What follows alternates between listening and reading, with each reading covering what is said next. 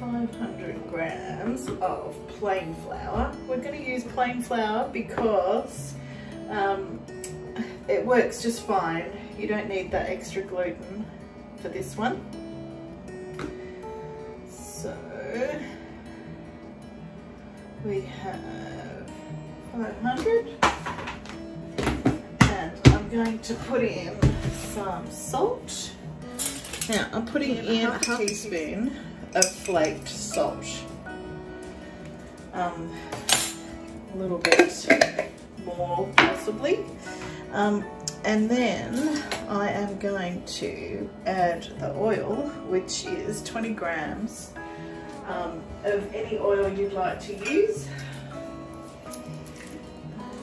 I'm going to use olive oil because that's what I have, but you can use a non-flavoured oil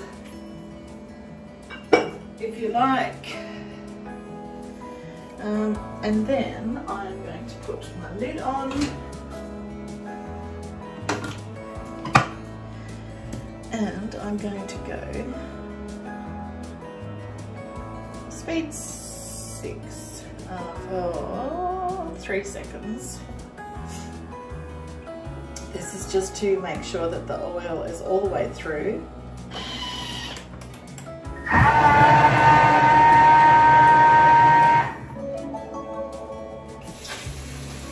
Now we need some warm water to add to this.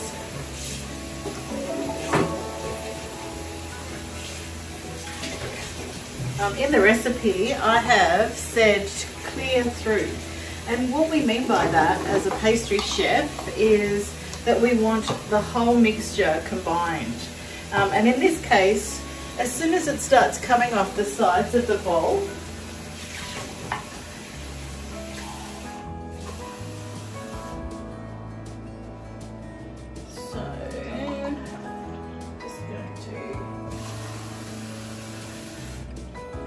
now it needs to be warm water because this will help activate the gluten that's in the plain flour.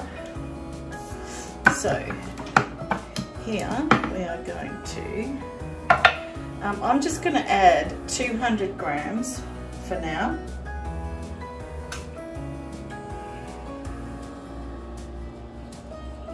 And then I'm going to check it to make sure that it's enough, and I'll show you what we're looking for.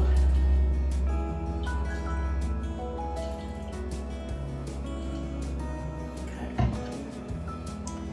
So we're going to mix that for 5 seconds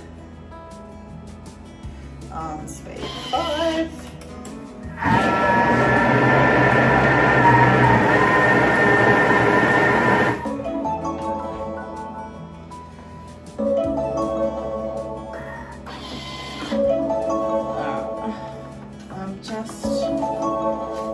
To scrape down and repeat.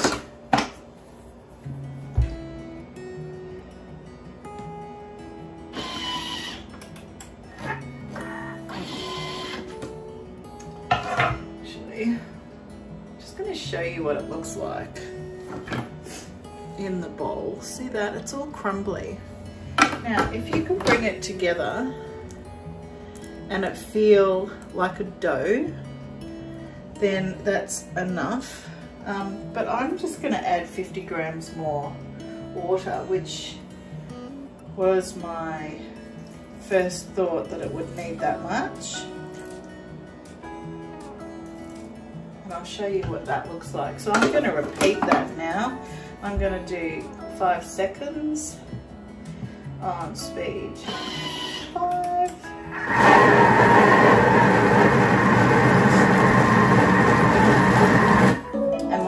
Look.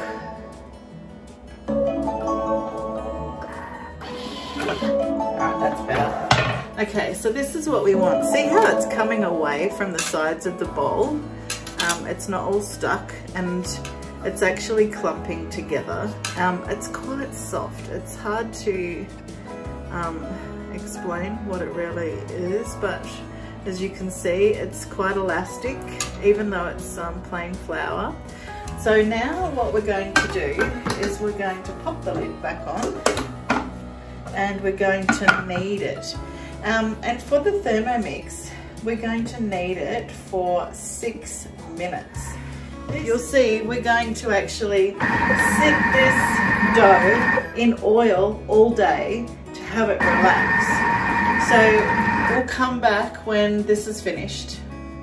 Okay, our 6 minutes is up and this is what we have. So we should have a dough that's come away from the sides and is quite stretchy. So I'm gonna just pull this out now. Take the majority out and then I'll remove my blades. Actually, I don't need to remove my blades because it's all come out really nicely. Put that aside. Now here, what we're going to do is I'm just going to cut this into portions. Now I suggest you cut these into portions for the size of your fry pan. So when we roll these out flat, they have to fit in your fry pan, else it's going to be awkward. I'm just going to get my cutter. So I'm going to cut this. You can either make a long sausage and cut it, or you can cut it from a circle.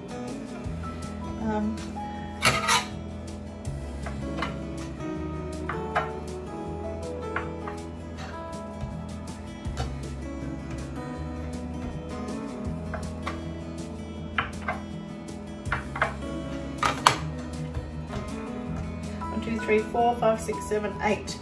Now, I've got a really big fry pan, so I'm going to do 8, but you could do 12 quite easily.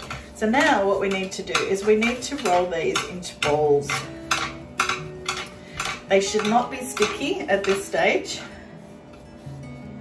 And you can either roll them on the bench, or you can do this sort of rolling around. But what we want is a ball that's tight at the bottom, and then we're going to pop them into a bowl. So you can roll them like so into balls.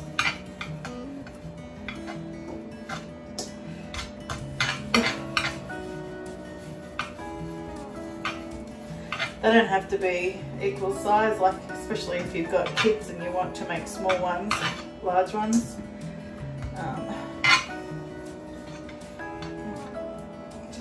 This tile that I'm working on isn't the best, so I'm just going to do it this way. And then after we've done this, we're going to cover them in oil, and we're going to set them aside to soften, if you like, and then you'll see how easy it is to roll or spread these out. We're not even going to roll them. You don't even need a rolling pin. They're quite fun to make and get the kids involved as well. Alright, so there we have our dough balls. Now we take some non-flavoured oil and we're going to cover them in the oil.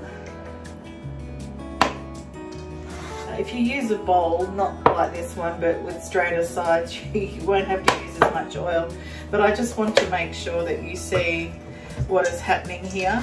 So I'm just going to separate them all a little bit so that the oil is getting in between. And then I'm going to cover this and I'm going to leave it until it's time to roll them out. Now, I would say a minimum of half an hour, but like once you get to the 4-hour mark, they're really easy to work with. And you can even do this in the morning before you go to work or the night before, and they'll be fine. So They should be covered, but I'm going to come back halfway through the day and I'm just going to roll them over so that they're all completely coated in the oil. And we'll come back later and roll these out. Okay, so I've just sped this up a little bit, but you can see how easy it is to spread this dough out. So first of all, I'm making a couple of roti and I'm popping them in the hot fry pan. This one's a non-stick fry pan, but you don't have to add any oil or anything because they're covered in oil. But you'll notice that when you cook them off, they're not oily, if you like. Now, this is what I do with my leftover sauces. So I'm just pushing all that meat aside, and I've steamed off some cubes of potato, and I'm adding the juices from the curry that I made, and I'm going to add a handful of peas, and I'll also season it. Make sure you season it because the potatoes really need seasoning. The next thing you want to do is mash some of the potato. So I just grab a fork and I mash about half of the potato. That'll give you a better texture inside the Godamba roti, or if you're making a samosa. So here it is, I'm just spreading out the dough again. It's really easy to spread out. Make it as thin as you can because you're going to wrap this filling inside the Godamba roti and you don't want it too thick. So we add some of the filling inside and then we wrap. So I just wrap this up like you're wrapping a parcel, and this is really stretchy, so you can actually stretch it over any bits that are showing through. So fold it over into a parcel, and here's another one. So just flatten it out, spread it, spread it, spread it. Kids love to do this, it's so much fun, it's like playing with Play-Doh. So fill it up again and wrap it, easy peasy. Now once you've filled these up, I just put them aside and I fry them in the same fry pan that I used before. So non-stick, if you have a non-stick you don't need to add any more oil because there's already oil on your roti.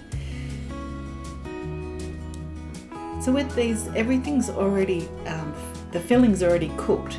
So all we're doing is cooking the roti on the outside. But you want to make sure that you've cooked every side because you don't want any raw pastry. So I tend to cook it on the two flat sides, and then I turn them on their side and sit them that way and let them cook through on each of the sides. And you can serve them in lunch boxes or with a salad, so they're awesome. And of course the roti over there on the board, you can serve that with a curry.